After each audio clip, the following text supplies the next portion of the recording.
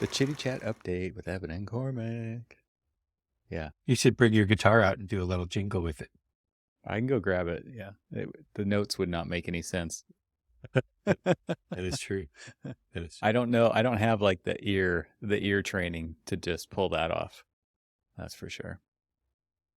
You know how when you're watching something with closed captions and it says hmm unintelligible dialect, yours will be unintelligible guitar playing. It'll say Chitty Chat jingle, and then with a little music symbol. There you go. There you go. Foreboding soundtrack. Yeah. So, So you have a question for me? well, I don't have a question for you yet, but Okay. I do want to say that, um, so obviously we both moved and all that other stuff. Everybody knows all this, but one of the things that I'm now learning is the jokes that I heard prior to moving here about Michigan's schizophrenic weather. hmm They're true. They're true. They, not too long ago, I was out mowing the yard in short. hmm My son's school, as of today, as of Yeah. this recording, and we let I'm listening. anybody Go figure on. it out, is they closed the school. Now, this is a school in, the very, very far north reaches of Michigan. They closed the school because of inclement weather, also known as 16 inches of snow on May 1st. Wow. And he says, Dude. and he said that the snow was still coming down. And, we haven't had snow in the Detroit metro area, but we have pretty much been in the 30s for a while. So second winter is upon us. Second winter. Second winter is upon us. Yeah, And this is like it was Frodo having second breakfast. So, absolutely, it was, okay. fall, spring. Well, it Uh-huh. was first winter, fall, spring, Yeah. second winter, and then apparently spring will come in sometime. It'll last about a week, and then we'll launch right on into, summer. Yeah. I was going to say there's not going to be any spring. It's just going to go straight to summer. Yeah, it's not going to be the spring that we're hoping for. Well, I mean, I was just looking as you were talking and listening. I was listening while you were talking, actually, Cormac. Sure you But were. I was also looking. It's 50 degrees here right now. It was 94 yesterday. So, 94. yeah. Damn. Yeah. So, second winter is also upon me. Apparently, It's drizzling there and you go. 50 degrees. and it's like there is no such thing as, well, it's like cold or snowing, and then it goes to very nice and warm and sun, and then it goes straight back, and it's like, Yeah. when is it going to change? But also, where's spring? I mean, spring is not going to happen. I think it's the same thing. It's just we have winter and summer, and then winter and then No, summer. no. Spring happens for you between the hours of maybe 10:45 to about 11:15. Right. And then you get to launch into whatever it's going to do next. Yeah. Yep. We were driving, and this was the day after it was in the mid 80s. The next day, I'm driving my daughter to school, and it's ice raining, and Ice rain. it wasn't quite hail. Oh, why does the climate hate us? Yeah. Exactly. It's just like, yeah, what's going on here? What is going on here? Indeed.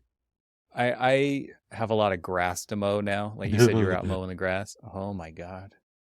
So it is spring, like with the trees are leafing out now, Yeah. and I've got about 7 acres of grass to mow quickly. And so it's gonna be, this is gonna be a problem. And I got my second outbreak of poison oak this year. The first Awesome. I got the very first day that I moved in, I got poison oak. The neighbor's like, you know about the poison oak, right? This was like after I had already tromped through it, I guess. And then yesterday I was ripping out a bunch of old fencing that I'm getting rid of, and I got it again. I got it quite substantially this time. Before it was just one little patch. Nice. This is not one little patch. This is going to be all over. It's going to be really bad. And on this And I get episode, it bad. My skin's super reactive to it, so not fun. we search through home remedies for poison oak. Yeah. Maybe people can write in and tell us what the right procedure is to get rid of it. I've heard of Step a one, thing called stay away from the poison oak. stay away from it. Well, and the thing is, it looks different here than what I'm used to in Southern California. And not only that, but it doesn't even have leaves on it really until right now. But before that, there were no leaves. It's just sticks. And it's like I'm just walking through sticks.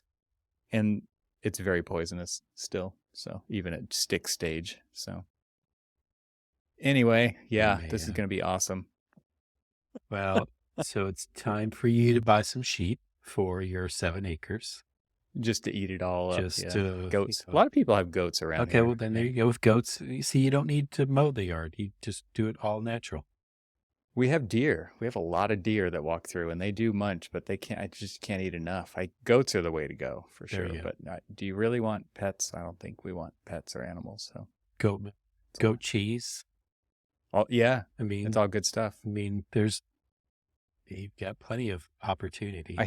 I hear you like hitting the table, like you believe in this stuff, Exactly. the goat milk and the goat cheese and I think you're missing golden opportunities to go full on homestead. Yeah, well, we'll get there. We have a lot of plans, but we'll see how it all shakes out. Anyway, here's the update on the homestead. We'll go homestead first before we go farm. There you go. Yeah. So just make sure that you mend your fences so that, your cattle doesn't like wander over to your neighbor's yard. And then you have this whole range war going on between you and your neighbors. And right.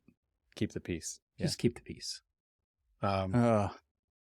So I wanted to ask you kind of your perspective. Now, this is definitely something that we can have a much longer conversation about, but it just keep reading more and more the impressions of AI in architecture as this sign of the end times. It's just like, oh my gosh, it's going to take our jobs, or it's going to do this, or it's going to do that. And I see AI in a variety of different ways. There's obviously the design implications of AI. There's, implications within construction industry and things like that. And I see benefits, and I see some negative connotations based off of, let's just say, maybe lazy designs and things like that. But I read one of our mutual friends' comments, and he made actually a really good point when he was basically saying everybody's fearing AI, but it's still going to take a keen eye to translate what it's saying. And it's still going to take a keen architect to translate that into, reality, into like a built structure. And you're talking about like the design kind of most of what everybody ideation side of things. Exactly. Yeah. Most of what everybody's seeing right now is some form of it's going to do away with like the design aspects of things. And though, maybe it's going to sound harsh, but maybe for the lazy architect, sure, it's going to take your job away because were you doing it right in the first place? I know that sounds horrible, but I'm curious. It's like, I mean, you spent a lot more time dealing with technology and the implementation of technology in the process. And I'm curious, like just from, let's just call it a, bird's eye view of an opinion on where you see AI fitting into the design process, to the, how you know far more about it than I do. Let's just say that, and let's go from there. Well, just to kind of set the tone here, that AI that we're talking about is kind of the large language model based AI stuff that we're seeing all over the place, right? Where it's basically been trained on a model of lots of text that's out there. So if we're talking about like ChatGPT, from that standpoint, I think you're also talking about the image generation stuff, right? Like the MidJourney, the Stable Diffusion. Exactly. Yeah. So all of those are trained on information that already exists, right? So if it's the image version, it's been trained on a lot of images. If it's the text version, it's been trained on a corpus of text that's on the internet. Yeah. Okay. So, I mean, one thing to look at here is that it is a tool, and the toothpaste is out of the tube and it's not going back inside the tube, right? Nobody's going to unsee what they've already seen when it comes to this. And not only that, but there are tools out there that you can download and just run on your machine. And so you're basically downloading that entire training model with the tool, and it's using that data set that's on your computer. It's like multiple gigabytes, and it's using that to come up with a response to whatever your prompt is right there on your machine. It doesn't have to be happening out there in a data center. And so what's interesting about that is, like, this is really not going away because a bunch of people have downloaded this stuff and they'll just continue to use it as it exists today. Right. So it's like downloading Photoshop and using Photoshop on your computer, right? It's like people are still using old versions of Photoshop, right? That they own instead of rent to own, right? Through subscription services. But like, there's no way to put the toothpaste back in the tube. There's no way to stop what has already been started. And even if that were the case, let's say that everybody did agree to just like, oh no, this is going to hurt too many people's jobs. This is going to hurt too many people's livelihoods, or it's going to do something nefarious or really bad or whatever. Even if we were to come to some kind of an agreement, like worldwide agreement, where regulation was placed on this kind of a thing, there would still be people using it. Oh, yeah. Including governments, right? Right. To do in secret. They would just continue to use it in secret for whatever purposes they could use as an advantage over whoever they wanted to use it over. So for anybody who's like worried about it, like there's only one thing to worry about, and that is your understanding and adoption of it, and versus being left behind, I guess, if you wanted to look at it that way. I mean, you could be worried about the way in which other people will use it, but you have no control over that. So, right. I mean, I don't know that it's better to talk about this stuff out loud in front of other people and have the conversations about the ethics and the legalities and the advantages and the disadvantages and all those things than it is to not talk about that stuff, because as a society, even as a profession, we have to deal with this moving forward. Yeah. So I see, what's interesting about this is most of, like, especially, MidJourney and things like that. I've seen a lot of pushback from the artist community. And I can see that. I can see their argument, because what it's doing is it's mining their copyrighted imagery. It's their hard work, basically, regenerating that. But I look at it in the way that we do, precedent research in architecture. And a lot of times, what are we doing? We're flipping through magazines. We're surfing the internet. We're looking at old books and things like that.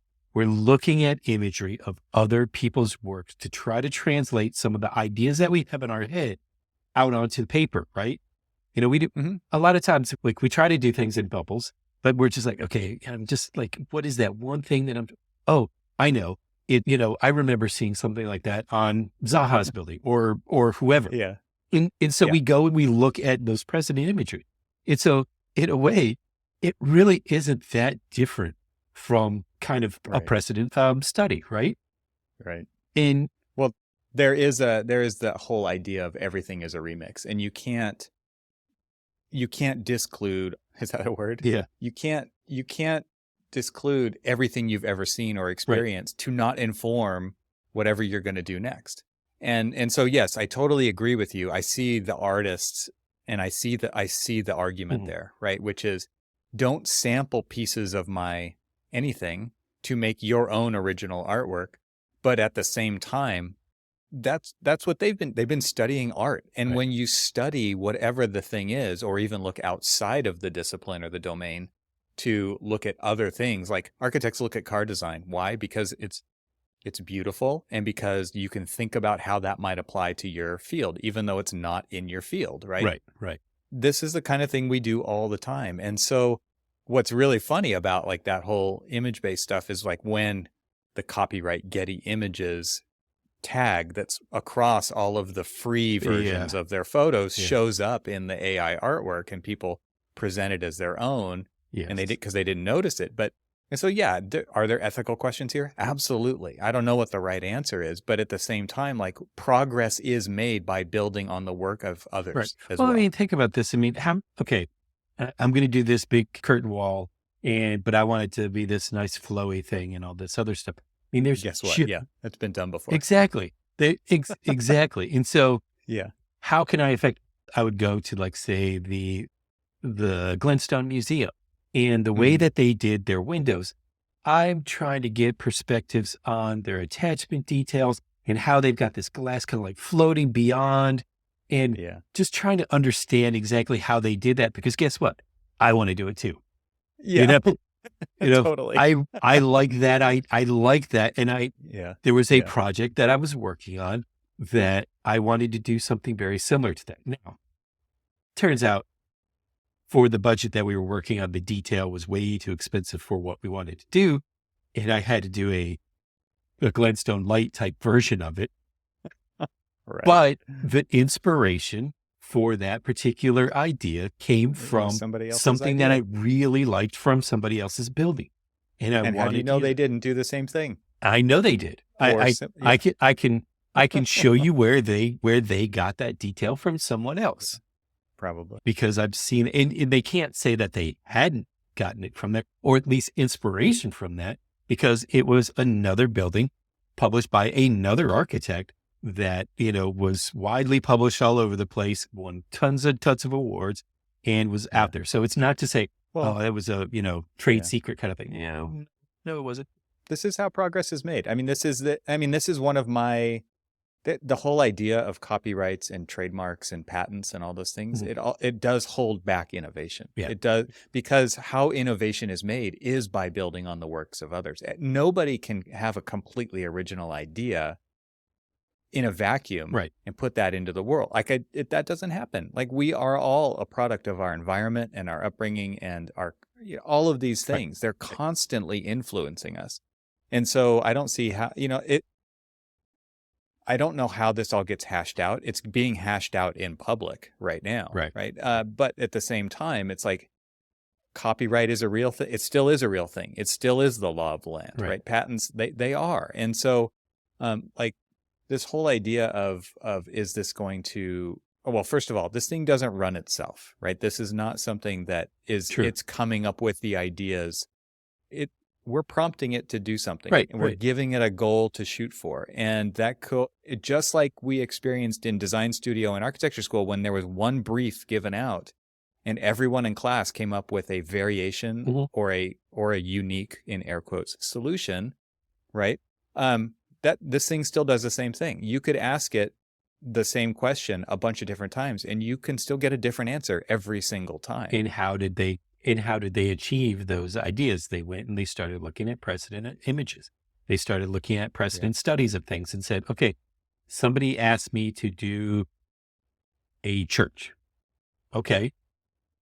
There's 1,000 different interpretations of churches. There's, is mine going to be unique? No, I'm going to look at all of these different, ones, and I'm going to try to maybe get an amalgamation of a variety of different things. And that's going to be it. And guess what? That's what AI does too. But yeah, and the thing is it's not an all-encompassing solution. Oh, no, absolutely not. It doesn't go from idea to construction documents to here's the actual building. It's a very small piece of the puzzle. Will that piece get bigger and bigger over time? Absolutely. And I would hope that it would take over the more mundane parts and actually do those really well, because that's not our value anyway. We've talked about that on this podcast many times. Yeah. I mean, totally, because we know, how many times have you worked on a design or worked with a designer that, they've got an intent, but that intent has got to be carried out through construction documents detailing. And 9 times out of 10, does that intent 100% translatable to what the construction documents are? Sometimes yes, sometimes no. If you're working with a designer, or you are the designer who actually understands construction techniques and you understand the materials that you're working for, absolutely it could achieve that. But a lot of times, people who don't understand a lot of the systems, they're going to go ahead and this is the idea that I want. Now you have got to go and, figure this out for me. Yeah. And so right. then, a technical That's where the real work exactly. begins, Then a right? technical architect's running around saying, okay, let me start looking at precedent images of construction details that represent that idea. Yeah. And They're start, just ripping their hair out, oh, cursing yeah, the designer / AIist, there you go. Exactly. because they already do that. Exactly. Yeah, exactly. Well, I'm actually really interested in the text-based ones even more than the image-based ones. I do find the images that are being output fascinating. Like everything is a mashup. There actually are new things being creative because people are taking things that don't seem to go together, and the machine is kind of making sense out of it. So a building made out of bubbles, like feathers. There's so many interesting things. Would it be difficult, if not impossible, to actually build that? Yeah, but that's not the point. The point is just to say, what if? And I think that's where people get excited when they see these. I'm much more interested in the text-based ones as a useful tool today. Because yeah, people are excited about this stuff. And rightly so. They see these images and it's like, oh, wow, this blew my mind. The text-based stuff is even more mind-blowing because you can actually use it all day, every day, if you want to get, I don't know, more productive, if you want to learn something. Right. And it actually is, the way to look at this is it is a tool. It's a fantastic tool that on its lowest level is just the great aggregator. It will aggregate everything that it has been trained with to come up with the best answer that it can. Right. And what's interesting about that is you can watch it type the words out. When you type a prompt in, as it answers, it doesn't just spit the whole thing out at once. Mm-hmm. It actually writes it. And what it's doing is it's determining the next probable word that comes after these previous words that were all probable based off that first one. And it's searching through its corpus of data to come up with an answer. But then even there's like this probability and predictability of the next word that it's going to put out there. And that to me is fascinating to watch it unfold. And again, as far as a useful tool, I think it's because it is a great aggregator, it's actually really good at answering questions, right? And so a lot of people are doing dumb stuff and just asking it questions. Like I asked it, does it know about the Archispeak podcast, right? and it gave me a really nice, succinct answer about the podcast. I mean, and it's a great then starting point. If somebody were to ask me, like, describe the show, I could use that as a starting point. It doesn't mean it's 100% correct. No, guess what? People write stuff on the internet that's not correct all the time. Right. And that's its training data, Yeah, right? I know. So I read those articles all the time. They're like, wait. And they're terrible. Exactly. Yeah. But so yeah, you can't just take what it gives you and just say, this is it. It's like my, 10th grade kids, in his citation in his paper for a footnote, and it just says, see Google, right? It's like, no, like that's not good enough, right? You can't just say, ChatGPT told me this. So therefore, I will say this, that it's interesting. So my wife has now been teaching 7th grade English. And so ChatGPT is an interesting conversation that teachers are having now, because they're like, wait, earlier this year, you could barely put 2 words together or a few words together to form a sentence. And now you have this superpowers. Now you have this amazing paper that you've written. Either one of 2 things. AI did it or your parents did it. Because guess what? Right. You didn't do it. You did not do it. And she's just like, I know you didn't. And so it's funny that they didn't. But it's back to the you were talking about. So like it's as simple as the word predictor.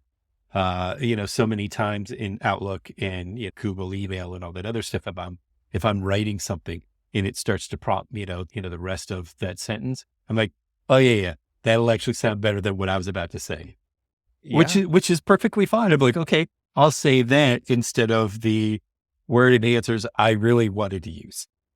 Yeah. I was actually looking into stuff today because Joanna Stern at the Wall Street Journal is like their tech columnist, and she did a whole video on using AI, and it was for writing, but she also made an avatar of herself that looked like her. She went into the studio, they took photos, they scanned her with all these different gestures and body language movements, and then she went to another place and they built this whole voice thing based off things that she recorded with them. And it basically, she put together this whole package of, fake Joanna, AI Joanna. And then she tried to trick people with it. Like, she joined a Zoom meeting as this AI, and she had these things kind of pre-written out for it to say. Interesting. Because that's the thing you can do, right? You can just feed it words now, and it can sound like you. I'll tell you what, Cormac, like you and me, we're in trouble because there's a lot of audio of us on the internet, right? We could probably have a whole show generated by AI, and it would sound just like us, and it would use mannerisms just like us, and it would talk just like us. It might not get everything 100% right. I know it wouldn't, but it could. What's really interesting is how it does learn, or it can emulate what people sound like, what they look like, how they write, and all that. I think what's funny about teachers is they're worried about students using it, but teachers are using it too, and they can be. I saw one teacher post a whole lesson plan that she asked ChatGPT to write, and oh my gosh, she did it. Yes. She did it very thoughtfully. Yeah. She's like, I want to do a lesson on this. It needs to include these things. It needs to have activities. You need to break down the activities for the students into these 5 different categories. And she was like, this is pretty incredible, right? Because it just took an enormous amount of work that she would normally have to do, and it minimized it down to a much smaller thing. And to me, that's really what we're actually talking about here. And one of the things that I see going around right now, and this I think this is true, is AI is not going to replace you. A person who uses AI is going to replace you. Right. Who knows how to use it well, right? Right. And what does it take to actually use it well? Well, you actually have to start messing with it and figure that out, because there are a lot of ways to use it. But what are the ways that you're going to be able to use it to your advantage to take over those mundane tasks? For example, I've seen several people in the Twitter sphere who have used it to write 3-part specs, like decent 3-part specs. Does it still need editing? Yeah, but not much. Oh, right. And so how many times have you sat down to write a 3-part spec? Like, of course, you're going to use somebody's template to do that. Oh, absolutely. That was exactly where I was going to go. I mean, 9 times out of 10, we don't really start from scratch. We either start from a manufacturer spec, a master spec. We look, the multitude of different, services online that, will help you call somebody, or you and call they send you one. It's like, hey, right. And you would be an absolute fool if you just took that spec, blindly put it into your spec book, and called it done. So absolutely, if somebody wants to do like the legwork of a lot of them, but then you, again, like we just way at the beginning of this when we said, you still have to do the legwork. You still have to do the work to like look to make sure that that's the right spec you're going to use, and tailor it to your project. Right. Like. So we're always looking for, we can't blame AI for this. We can blame ourselves for this. We're always looking for not reinventing the wheel. Like, when somebody says, hey, I'm looking for, I need a detail for this. Like, oh, go look at this project here that we did. It has a very similar project. Obviously, hopefully it's implied that somebody's going to look at it and say, okay, that's mostly what I want, but I'm going to need to tailor it to my project, or I'm going to need to tailor it to what the actionable result needs to be. I need to work, but at least I am not having to start from zero. Yeah. And do you have a favorite use so far? Have you been getting into it at all? Yeah, the problem is it's just like, the people who are going to replace the people who that's you. I'm going to be replaced because I haven't used it yet. And the reason, I'm just so, right now my life is so project related. You're a normal architect, man. You don't need to apologize. This is, I think, the life of every, it's like, I don't have time to do this stuff. The thing about it is that I would love to use it. I would love to roll my sleeves up and actually get into it and just see what it is, see what the hype is. I mean, and that's why I said, you know more about it than I, because you've talked to a lot more people about it than I.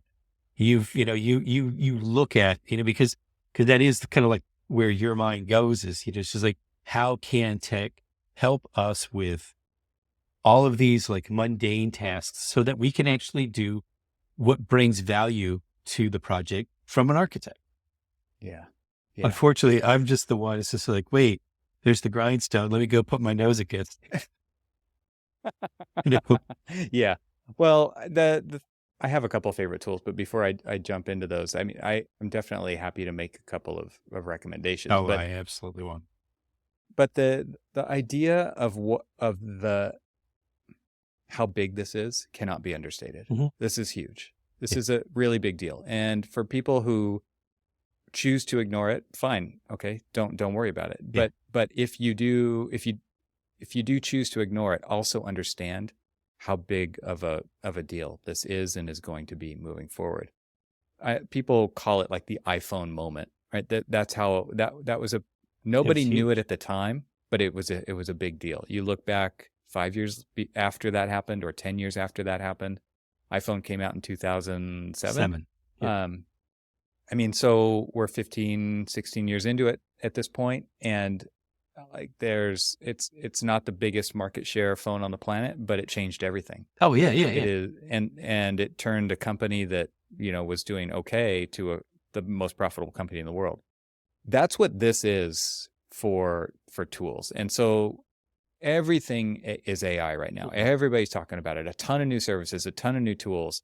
People are using it for all kinds of stuff. Does that mean you can? I know you can't. Like, nobody can jump whole hog into this, right? You have to start with a piece, and you have to build upon that, because guess how much time you have to do this? You have very little time that you're willing to spend to jump into this. Right. So that's one way to look at it. The other way that I've heard people kind of talk about the scale of this is like, this is where we went from like text files to HTML, text on the internet. Like, all of a sudden, hypertext, the whole idea of linking and creating links to other places and rabbit holes where that can lead.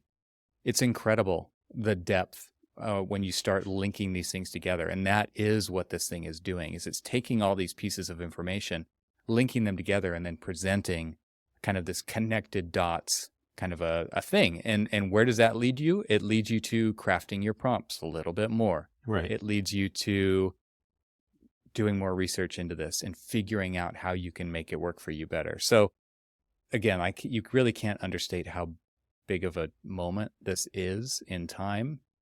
And it's like our kids can't understand what the world would have been like without the internet. Yeah. Now we're talking about no one's going to understand what the world was like before this, quote unquote, artificial intelligence, the AI. Yeah. Okay. So over my shoulder, you can sort of see some things on the wall, but just out of camera view are the phone that I had just before the iPhone and the very first iPhone sitting right next to each other. Welcome to Cormac's museum. I can see. And so what's interesting about that is I felt like I had one of the most technologically advanced phones out before the iPhone. There was you had a Trio? I had a Palm Trio 750. Okay.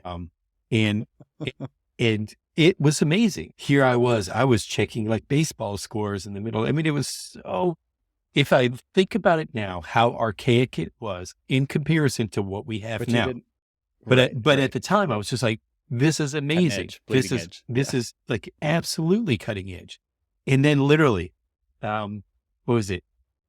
Mid 2007, the iPhone is released and it comes out. And yes, because I was using a Mac, I was using a Mac and I was like downloading my pictures from my Palm Trio onto the Mac and all that other stuff, and jumping through all sorts of weird little hoops to like get all the information from my phone onto this. And I'm like, you know what? I'm going to go ahead and make this jump because it's native Apple phone, native Apple computer. Hopefully the data exchange will be a lot simpler. And it was. But even more so was just what this precipice was that it was creating is that not just Apple, but everybody created these phones, and everybody created something where now we are, we sit there like this almost our entire, we all have neck strain. So I sat there at a movie the other day, and I would say at least half of the audience, and there was no age group. It wasn't like just the younger folks, and it Oh, was yeah. it I was noticed just this too. everybody was like checking their Yep. phone during the. Go to a restaurant. In me, Yeah. I just like I put it in the cup holder and I leave it alone until the movie's done, because I'm like, I paid for the movie. I want to see the movie, Yeah. kind of thing. But like, that is now the existence of things. And you're right. It is going to be, and I didn't mean to go on that tangent, but with just this, like, now we're here moving to the next phase. AI is, AI was introduced on our phones with the predictive text and things like that. It just wasn't like labeled as AI, or even though it was. And so, well, and it's happening in our photography as well. oh, right? absolutely. In the Yeah. Like, you know what? I don't really want Evan in the background of my picture. You're gone. Well, there's that part of it. There's that part of it. But then there's the like the neural networks that are used to automatically sharpen certain aspects of the photo. Yeah. Find the eyes, do the thing to make, Oh my gosh. or find the right frame right when the person's smiling and their eyes are open, right? So they're not blinking, and it's doing all that kind of stuff behind the scenes, and it's giving you what you want. Like, when you thumb back through those photos, those are the photos you want to see, not the ones with your eyes closed where you were blinking, and not the one where this is exactly when was the last. So it has been training us, but when was the last time you saw a red eye? Right. I mean, right. It's not a thing anymore. It isn't. I went back and looked through some old photos, and I have this old Canon PowerShot 800 or something like that. This little camera that was awesome, pocket camera. Yeah. The red eye that came out of that camera was horrid. Oh yeah, Use the flash. It was gross, right? And then they came out with these feature to remove the red eye. Oh my gosh! You zoom in on those photos, and it looks like it looks like pinholes. Exactly. In the eyes, like you add out. like the little black dot or something like that to the pupil. Yes. Yeah. It was really bad. I remember doing that. I found some photos like that the other day, and I was like, oh my gosh, this is how it used to be. I can't remember how bad it actually was, but here it is. Yeah. Fun stuff. Well, the idea of tools to use for AI, we could talk about that a little bit. So we talked about MidJourney. MidJourney is a little weird because you have to use it through a service called Discord, which is free. It's kind of like Slack, but it's a little bit different. It really came out of the gaming side of things, where people who are playing the same games would get on Discord and have that running at the same time. So they had real-time chat going with whatever game they were playing, but it's grown to a huge communication platform outside of that. And a lot of companies run Discord servers, but what somebody did was they hooked up this AI large language model trained, image-based model thing to Discord. And what is cool about that? You just type right into Discord what you want it to do, and it does it. So they're basically using Discord as the UI, the user interface, as the application that runs on your computer to spit out images. And so the cool thing about that is a lot of people already know how to use Discord, right? So they're on there chatting, but they're not chatting with other people. They're just telling the computer what they want to see, and it's sending back 4 images, 4 variations basically. And then you can hone in on one. You can tell it to go higher resolution. You could tweak it some more. The really interesting thing about this, though, and I think what makes this so successful, is while you're waiting for the computer to generate the image for you, which takes a little bit of time, you're watching everybody else's prompts roll in too. Interesting. And so while you're waiting, or you might not even be going there to do anything, you can just go there to watch other people do it, and that kind of has its own. It just makes it super interesting and inspiring to see what other people are coming up with. What are the other ideas that people are throwing at this machine that it's then spitting out ideas for, which leads you to want to do the same thing, right? Like, right. I never thought of that. I'll try that now. So, I mean, if you go to MidJourney's website, there's a link. It opens it up. You have to download Discord. Discord's free. You run it on your computer, and at the free tier, you get to generate a certain number of images at a very low resolution, and you can pay for more. Right. I've used it a little bit, but there are other ones out there that you can actually download the whole model to your computer, and you can run those right in the privacy of your own home. You don't have to be connected to the internet. What I mean by privacy of your own home is you're not watching other people. They're not watching you. do this, right? So the public aspect of the Discord thing with MidJourney is kind of interesting, but it's also might be something that you're not willing to dip your toes into. Right. If you want to just control the whole environment, you can download some other ones that are out there. That's for the image generating stuff. There's so many other things though. There's people generating videos. I don't know if you've seen lately the pizza commercial that somebody had generated by AI. Yeah. They had ChatGPT write a whole script, and then they had it write some music to accompany it, and it cut and shot. It generated the visuals for this whole pizza commercial. And it's weird, man. It's super weird. I saw another one today for a beer commercial, and it's weird. It's super weird. I mean, it's just like, I've turned this down. Yeah, we'll have to find links to those and put them in the show notes. But they're pretty funny. But at the same time, it's like you can see where this is going to go, right? So these are stepping stones to get to the final destination, wherever that is, if there ever is a final destination. One of my favorite tools to use is Notion. I use Notion for all of our show notes. I use it for like all of my stuff it's like my one place where everything goes. And I'll put a link to it in the show notes, but Notion has its own AI. And what's really cool about it in there is it can summarize large blocks of text. So if we do this podcast and then I transcribe this podcast, maybe I'll do it with this podcast and everyone can go in there and read the description. Let's do it like that. I'll transcribe the podcast. I will load the transcription into Notion and I'll just tell it to summarize this text. And it uses Notion's AI to spit out a paragraph that is what this episode was about. And we can all read it after the fact and see how close it got. I think that to me is kind of a superpower of AI at the moment, is it can take a big chunk of text. Like in this case, we're already at like 42 minutes into the podcast, right? That's a lot of words. And it's going to take all those. It's going to derive kind of topics that we talked about, which we're going to be talking about it, right? Right. Yeah. And it's going to write a summary about it in one paragraph. And I can guarantee you, it's going to be pretty good. I won't edit it at all. We'll just go straight with it. And, maybe I'll put a little disclaimer in the front so that I can say that it was written by Notion's AI. But I find that to be one of the most useful tools. You could have it write blog posts for you then based on that. So I could even then say, write a blog post using this text as kind of the basis of that. That's one of my favorite tools. And then the other one that's easy to access is just ChatGPT itself. If you go to chatgpt.ai, OpenAI, something like that, I'll find the link and put it in the show notes. But in there, that's where you can just ask it questions and it'll answer them, and it will pull things off the internet and put them together and give you back kind of what you're looking for. That's where I asked it about ArchiSpeak. Do you want me to read what it wrote? Sure.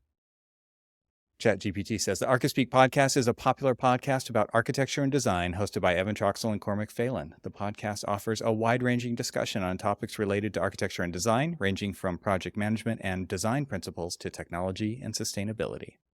One of the key strengths of the podcast is the diverse range of perspectives that the hosts bring to the table.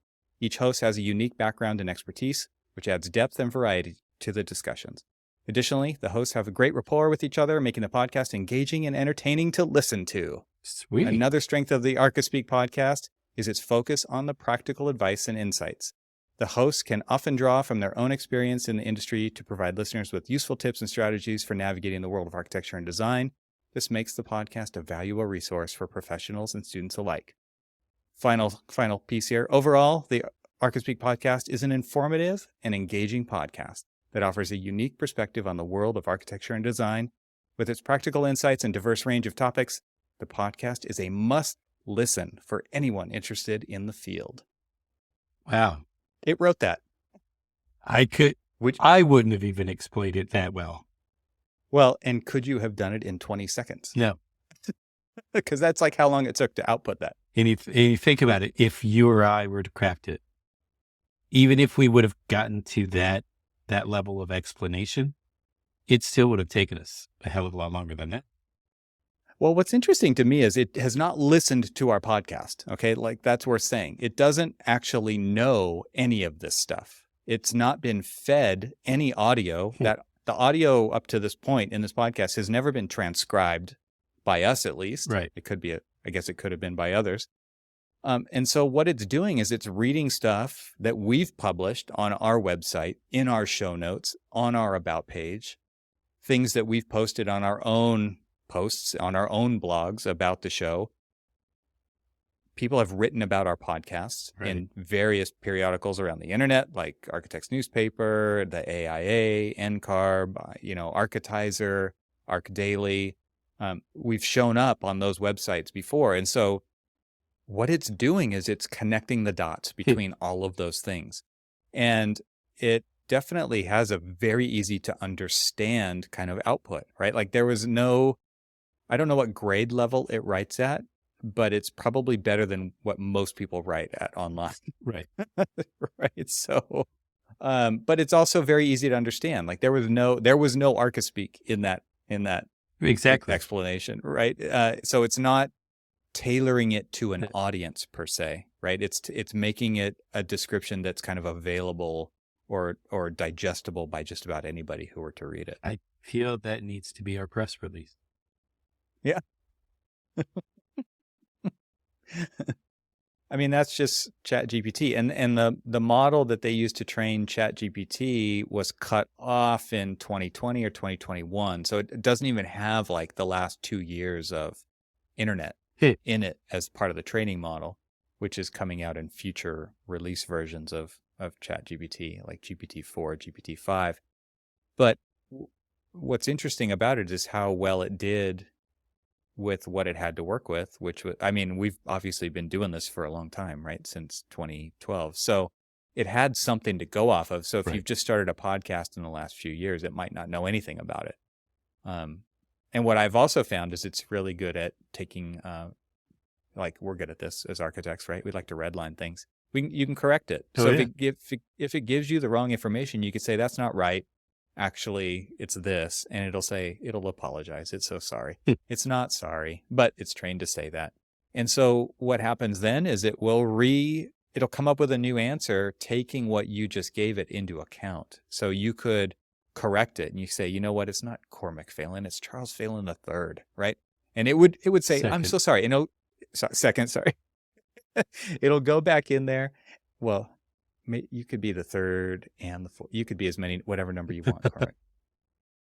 And it will actually correct it. It will spit out a new version with the corrections in it. And I think, okay, that's actually useful, right? So I don't even have to do that myself. So anyway, these are some fun tools to play with. I highly recommend that people actually do it, because if you don't, and there will be people who will come take your job who know how to use it. Look for my article on Evan Troxel. Second. Nah, wait. I'm writing something about you now. Are you? I am. I won't be. Yeah. Yeah. Yeah. I'm definitely interested in it from like a production standpoint, and the whole idea of using it to do the mundane tasks that I'm not interested in doing anymore. I think that is really where there are jobs in architecture that will go away or get severely reduced. That happens naturally, by the way. Look at how many spec writers we have nowadays in our offices, right? It's those people are like finding, they're the unicorn. They're hard to find. And so that will happen, but I think it's going to happen to more people, and it's just going to make those who are willing to get into it and embrace it more productive. And not that productivity is the end all be all, but we know what it's like to do a project. And there's a lot of stuff that we should not be doing. But you make a good point, and you've said this countless times, that we look for tools to help us with the more mundane tasks that architects have to do, but they don't really want to do, so that we can do more of what we want to do. And honestly, in a way, that kind of like reconnects us back to the passion that got us here in the first place. Mm-hmm. When I hear people say, oh, there's just too much this or too much that in architecture, I just want to do this. Okay, well then let other tools do those things that you don't want to do. There are some like doe-eyed, graduate who says, okay, yeah, I'll do all of your PowerPoint presentations, or I'll do all of this for you. No, they want to do the fun stuff too. Right. Right. I I saw somebody post recently that they went to and I can't remember who it is, or else I would name drop them because they're a friend. But they went to be a jury, right, at a school Yeah. for reviews, and they said there was a lot of ChatGPT and MidJourney on display, a lot. And so, I mean, what's interesting about that is like, it's not being hidden, right? This Yeah. is something that people are using out in the open in their presentation work. And you can cite it, right? There are ethical implications, especially on the image side of things. I don't know so much on the text side of things Right. because while I would assume that there are still ethical implications on the text side of things, people don't seem to be making such a big stink about it. But on the image-based stuff, like they're being encouraged to explore. I don't know. They're not selling a service. These are students. And so they're not capitalizing, at least right now, on it. Mm-hmm. And so that all I think is something that needs to be like figured out, potentially regulated. But it is happening. And so it's like if the next generations of emerging professionals who are not in the profession yet, but are just getting their start in it, are using it that heavily, like this is going to be something that everybody is going to have to deal with at some point. It's interesting. So I was just in a jury last week, and nobody used. I don't know. I mean, it wasn't like text based. It was all image based because it was a second year studio, but there was no AI involved. I mean, maybe it was outlawed. It's like, you could do it, but you can do it a little bit later. It could have been like, you cannot do that. So that could be the case. But then there are the other ones who are like, no, you have to do it. It's got to be part of this project. And so like, there's an architect and a professor that I follow. A gentleman and a scholar that I follow on Instagram, Brian Kelly, who he used to post some really like just intriguing sketches and drawings and things of some architecture that he was working on. But he's been, I don't know, it's been a while actually that he's been posting AI, generated imagery, and it still has the same kind of like intriguing qualities of like the stuff that he was posting, but now he can like iterate a lot more with AI to like really do explorations that, Sure. Otherwise would take him weeks to do a few, where it takes, a day to do the many. Yeah, absolutely. I mean, that is one of its superpowers, if you want to call it that. It's one of those things where you can iterate like crazy, and I think it's kind of addictive to do so, right? And so it's hard to stop once you start. Anyway, I think it's pretty incredible stuff. Yeah. I've got another friend. She like was just like, oh, you really should really try out MidJourney, and went on this full adventure of MidJourney kind of like explorations, and they were amazing too. I mean, it wasn't just like some of them were a little bit more fantastical. There were kind of like, I don't know, architecture meets some fairyland. I don't know. But, they were still pretty amazing stuff. And it's just like, okay, think about like pre-MidJourney, pre-AI, all of the explorations, say like Gary and all of these other architects, Zaha and all these other ones were doing on some really creative, really organic work that, then they had to like turn around and like try to they developed their own like software for structuring these things and stuff like that.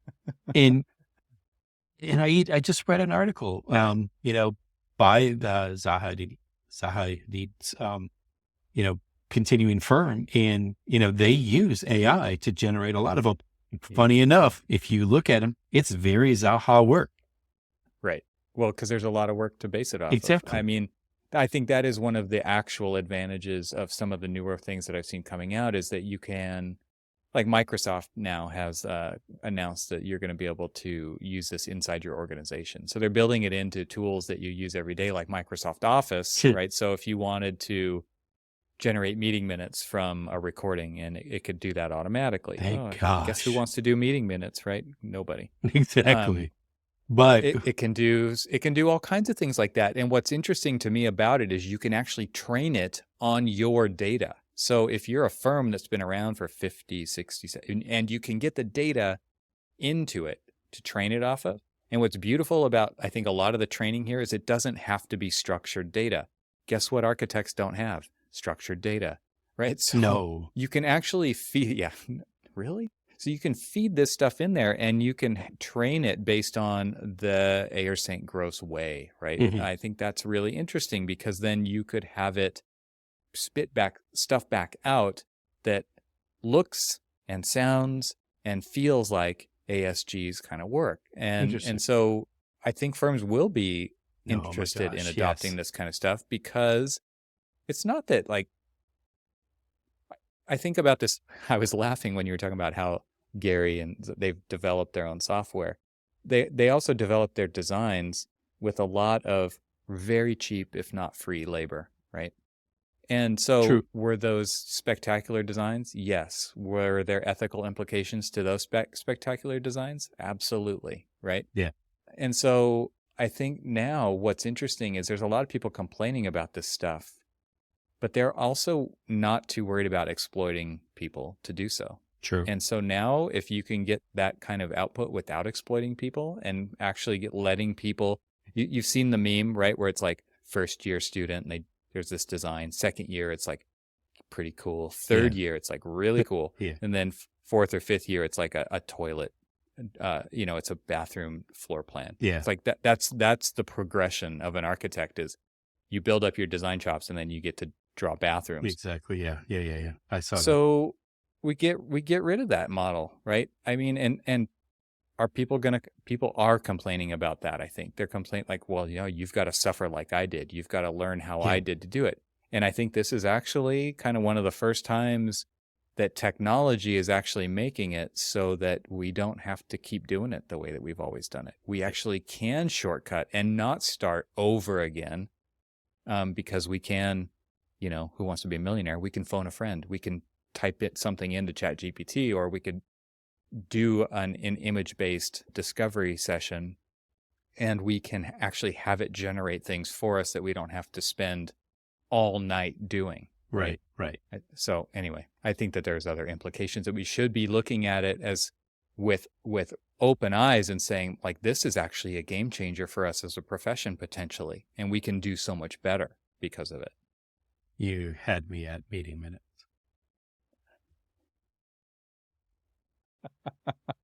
Right. Yeah. No one wants to do them, but you sure regret when you don't have them and somebody says, well, I didn't say that. And you have no way of proving that they did. And I mean, recording, meeting minutes. Yeah. I'm sold. Right. Let the future begin. Right. Sounds good, man. All right. Well, I think you're right. We should do a deeper dive at some point with some better, research and probably some experience. But I think that this is something that should not be ignored. And so I appreciate you prompting the question with your expert prompting skills. Go use that on the AI now. Now I have to.